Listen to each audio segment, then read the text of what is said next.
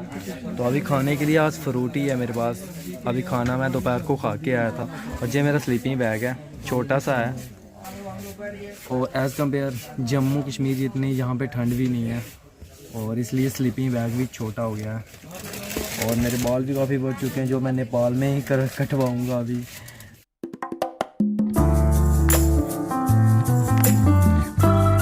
और एक बात, तो मेरा पासपोर्ट भी डिस्पैच हो चुका है, जो मुझे 2 या 4 दिन में मिल जाएगा।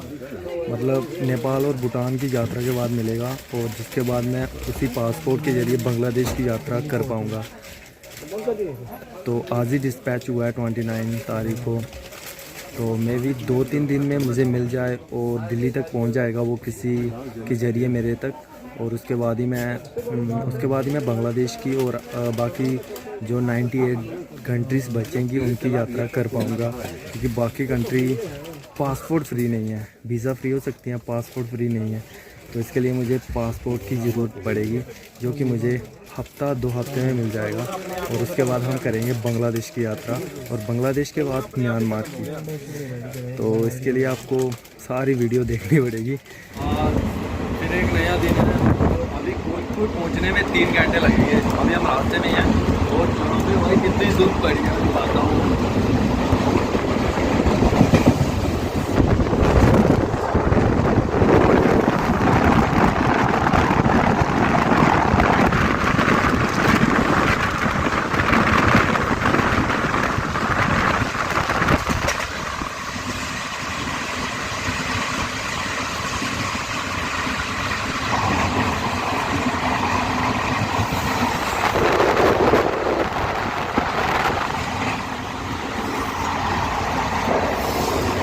यहाँ पे काफ़ी ठंड भी है, इस कोहरे की वजह से काफ़ी हो गया बाहर।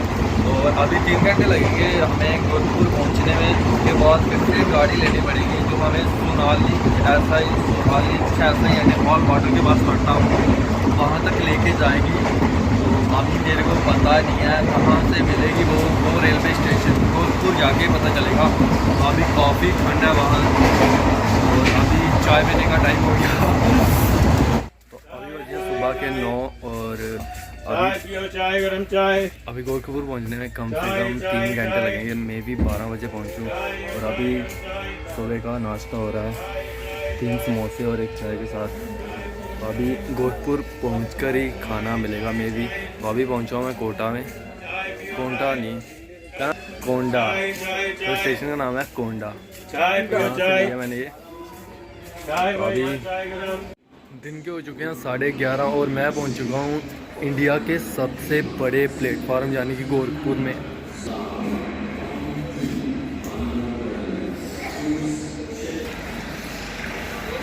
और मेरे पीछे अभी आप जो देख रहे हो ना जी, इंडिया का सबसे बड़ा प्लेटफार्म है गोरखपुर।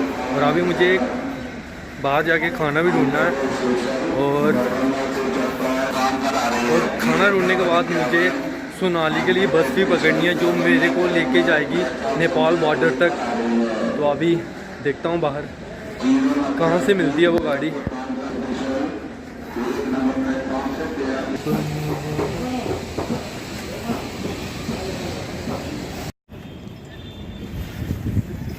ये क्यों इतना मांग रहे हैं फिर?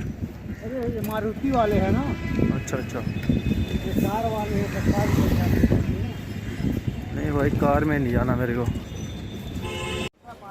तो फाइनली मैं गोरखपुर रेलवे स्टेशन से बाहर आ चुका हूँ। अभी मैं अपना खाना पैक करवाने के लिए आया हूँ, और बाकी सामान मैं गाड़ी में रख के आया हूँ। तो उन्होंने बोला वो रुकेंगे, और ऑटो वाला ने मुझे बेवकूफ़ बना दिया इस बार। बोला 1 किलोमीटर बाहर है और 30 रुपये ले लिए, बट स्टेशन बाहर ही था। बाहर निकाला उसने और 30 रुपये ले लिए मेरे से। बट कोई नहीं, जाने में गलती होगी मेरे से। तो अभी खाना पैक करवाऊंगा और गाड़ी में जाके खाऊंगा। थोड़ा देर में दाल नहीं बनता हमारे। तो फाइनली मैं अपनी गाड़ी में पहुंच चुका हूँ। अभी ये सोनाली की गाड़ी है। और एक जोल बताऊँ आपको कि अभी वो गाड़ी मार के पैसे मांगते हैं ना ट्रेन में, वो आए और भाई पैसे लेके ज़बरदस्ती चले गए मेरे से। 50 वाला दिया, 20 वापस दिए और 30 लेके चले गए। ज़बरदस्ती है यार ये। मैंने काफ़ी मना भी किया पर वो माने नहीं हो, तो लेके चले गए वो। सभी गाड़ी वाले मेरे को देख रहे थे और उन्होंने किसी से मांगे भी नहीं गाड़ी में, और मेरे से ही मांगे सिर्फ। मैंने सोचा 40 वापस दे देंगे, पर 40 नहीं भाई, 20 दिए वापस, 30 लेके। क्या सोचूँ अब मैं। तो फाइनली पहुंच चुका हूँ मैं नेपाल बॉर्डर के पास। तो तकरीबन गोरखपुर से मेरे को जहाँ तक सोनाली तक पहुँचने में लगे 5 घंटे। 12 बजे बैठा था, शाम के 5 बज चुके हैं। उन्होंने बोला 2 घंटे लगेंगे और किराया लगा 130 रुपये लगा गोरखपुर से यहाँ तक। और अभी ये भाई साहब मुझे बॉर्डर पार जाने के नेपाल छोड़ेंगे। तो देखते हैं क्या प्रोसीजर है आगे का। और पूरा दिन आज का गाड़ी में निकल गया, क्योंकि 12 बजे बैठा था, शाम के 5 बज चुके हैं मैक्सिमम। और बॉर्डर है जहाँ बस ने छोड़ा, वहाँ से बॉर्डर है 1-2 किलोमीटर, ऐसा इन्होंने बोला है मे भी। और ये चार्ज कर रहे हैं 50 रुपये वहाँ तक छोड़ने के लिए।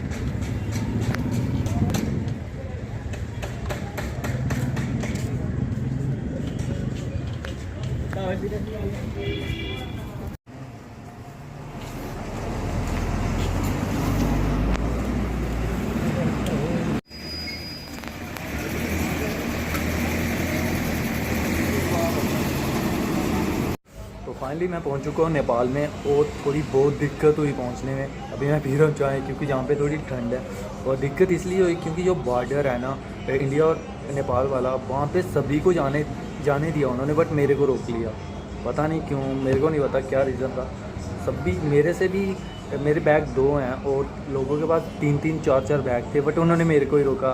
बैड लक बोलूँ या पता नहीं क्या सिस्टम है। और आधा घंटा रोक के रखा अकेले को भाई। बाकी सभी लोग जा रहे थे मैक्सिमम कतार में, किसी को नहीं रोका उन्होंने। और तो फाइनली एक भैया आए थे मेरे पास, उन्होंने बोला कि मैं आपको पार भी निकाल दूंगा, क्योंकि हमारी जो पार जिन्होंने आपको रोका है इनके साथ सेटिंग है। और फाइनली उन्होंने 700 रुपया रेट करा मेरे से इंडियन रुपीस में, और जो नेपाली करेंसी में होता है 1000। उसमें से नेपाल से लेके काठमांडू तक टिकट थी 500 रुपये की एसी बस की, और 200 रुपया पार, मतलब रिश्वत दे के पार आया हूँ पहली बार। और 200 रुपया था पार आने के लिए, वो जो टैक्स लगा। उन्होंने बोला कि हमारी बात है इनसे, 100 रुपया महीने दे देंगे और 100 रुपया अपने पास रख लेंगे। तो फाइनली मैं पार तो आ चुका हूँ, और अभी चाय पी रहा हूँ। ये जहाँ पे चाय है 15 रुपीज़ की, और अगर आप इंडियन पैसे देते हो 10 रुपये तो आपको 10 की ही पड़ेगी। और मैंने करेंसी भी चेंज करवा ली है, कुछ ऐसी है करेंसी यहाँ पे।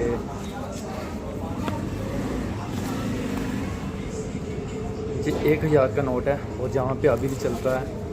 और ये 500 वाला यहाँ पे। आपको थोड़ा करीब से दिखाता हूँ।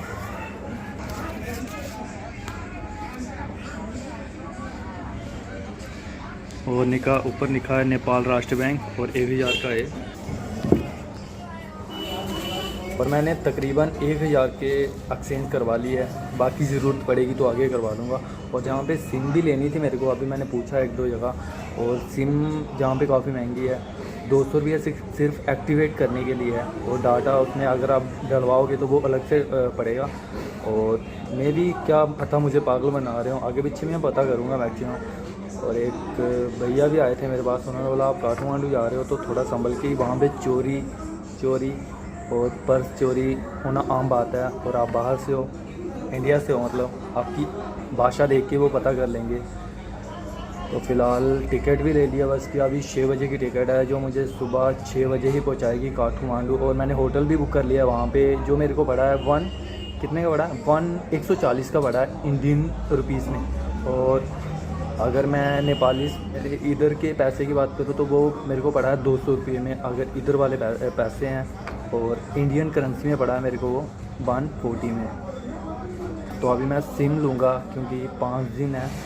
और अगर मैं मेरी अभी सिम चल रही है इंडिया वाली, अगर मैं इंडिया वाली सिम चूज़ करता हूँ, अगर मैं इंडिया वाली सिम चूज़ करता हूँ तो मेरे को 10 KB के 10 पैसे चार्ज करने पड़ेंगे, मतलब 1 MB का 1 रुपया। तो आप खुद लगा लिए कि 1 GB का कितना हो जाएगा।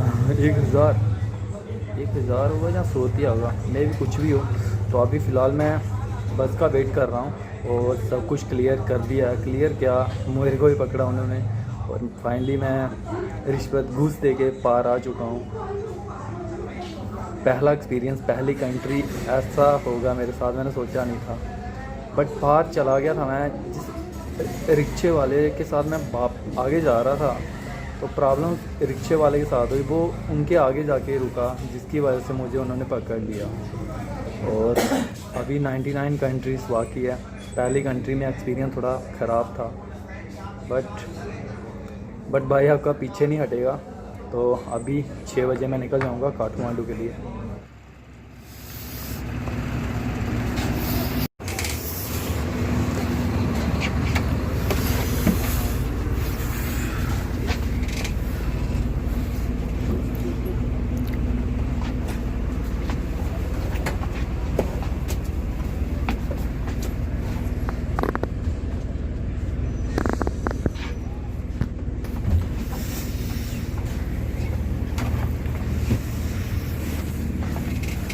सात नंबर मेरा है।